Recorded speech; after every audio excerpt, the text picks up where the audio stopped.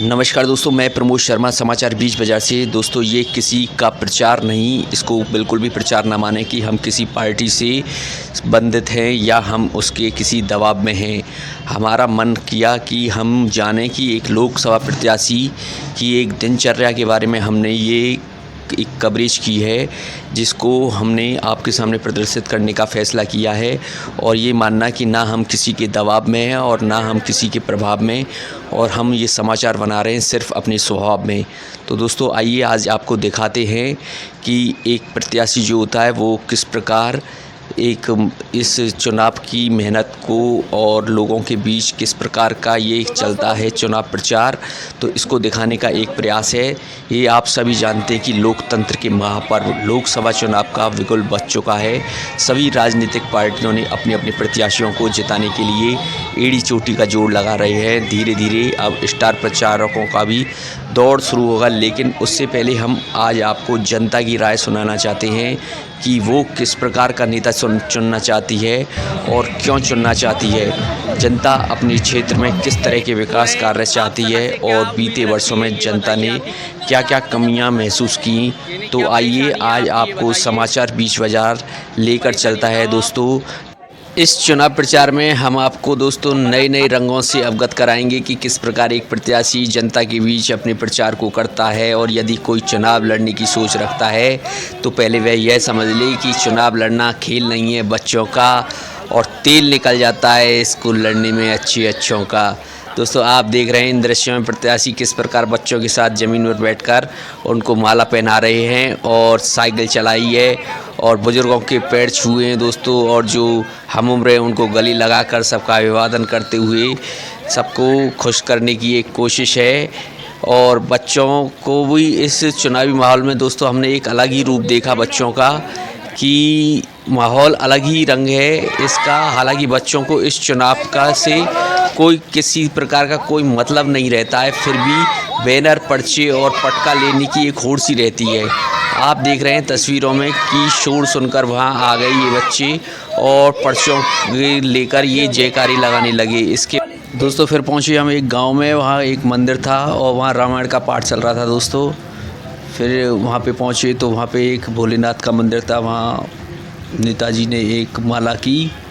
और फिर इसके बाद में दोस्तों माला करने के बाद में हम भोजन की व्यवस्था थी दोस्तों वहाँ पे, तो वहाँ पैकेट आए भोजन के, और इसके बाद हम पहुँचे रूपबास के बाज़ार पे। नमस्कार दोस्तों, मैं प्रमोद शर्मा समाचार बीच बाज़ार से। दोस्तों, इस वक्त हम खड़े हुए हैं रूपबास में और यहाँ हम एक चुनावी माहौल का दृश्य को यहाँ करने आए हैं और आपको बता दें कि यहाँ क्या व्यूज़ हैं लोगों के उस बारे में। और हम खड़े हुए हैं या जो शाही तालाब है इसके पास में, कौन सी पार्टी आगे आएगी और क्या काम करने की ये इच्छा रखते हैं कि क्या काम होना चाहिए यहाँ के लिए, आइए जानते हैं।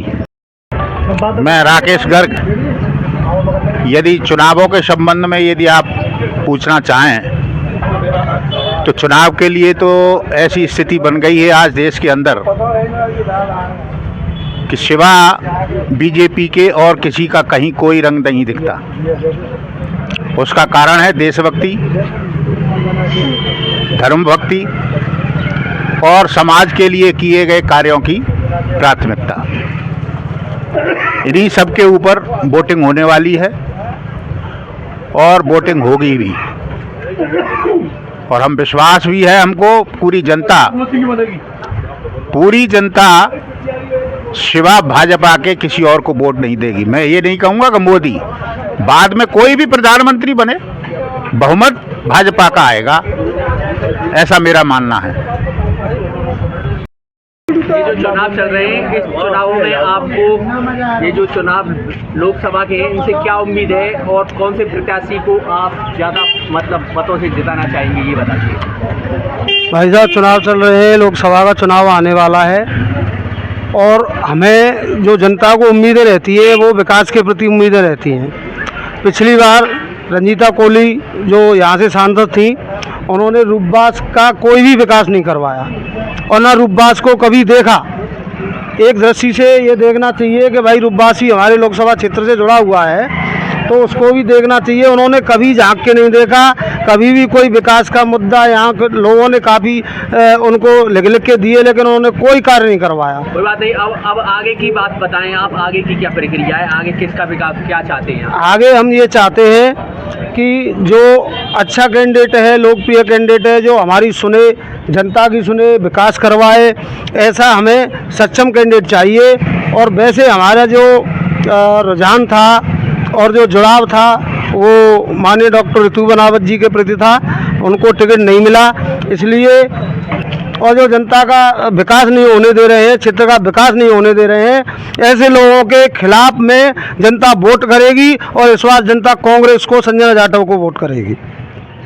ये जो लोकसभा चुनाव है इसके बारे में आपकी क्या प्रतिक्रिया है? भैया हम तो संजय जाटव को वोट देंगे। अच्छा, हाँ। तो कारण बताइए क्या कारण कहा जनता दे रही है। अच्छा, हाँ।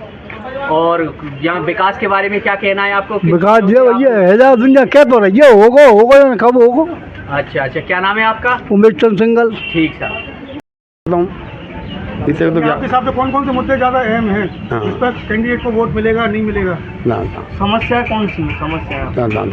समस्या का नाम एक तो पानी की समस्या है, जल की समस्या कहीं के हमारे यहाँ कचूमर में पानी की समस्या ज़्यादा है। हाँ, मतलब जो पानी की समस्या का समाधान कराने में सक्षम है। हाँ, पानी से मुद्दा कोई राम मंदिर में मैं प्रकाश चंद गोयल। देखो मैं बीजेपी को वोट देता आया हूँ अब तक, लेकिन अब कांग्रेस को वोट दूंगा, क्योंकि ये गरीबों के लिए ये किट मिलती थी, चीनी, चने की दाल वगैरह ये मिलते थे, ये सब बंद कर दिए बीजेपी को आते ही, इसलिए मैं कांग्रेस को ही वोट दूंगा। और पहले बीजेपी को देता आया था वोट, अब तक मैंने बीजेपी को वोट दिए हैं, लेकिन इस बार कांग्रेस को दूंगा, क्योंकि किट वगैरह बंद कर दी और ज़्यादा बढ़ानी चाहिए क्या कम करनी चाहिए। ये हमारे रूपबास कस्बा में तालाब की पार पर बच्ची निकलती हैं स्कूलों के लिए, न पेशाब करे ना शौचालय। पहले शौचालय आता था, नगर पालिका ने उनको हटवा दिया। अब शौचालय बनना ही चाहे तो बच्ची निकलती हैं तो घड़े घड़े मुँहते आदमी, बच्ची रुक जाती हैं। अब यहाँ पे हर कोई कहता है कि बीजेपी वो नहीं कर रही है, कांग्रेस नहीं कर रही है। हम लोग रूपबास में विकास किया ही नहीं किसी ने, आज तक कोई ऐसा अधिकारी नहीं मिला विकास करने वाला रूपबास में विकास हुआ हो। गरीब को कोई सुनवाई होती नहीं है। क्या नाम है आपका? नीरज सोनी मेरा नाम, चौधरी मोहल्ला रूपबास। और दोस्तों रूपबास की चुनावी यात्रा हमारी यहीं संपन्न होती है और मिलते हैं एक नए कैंडिडेट के साथ में नई यात्रा में आपके साथ।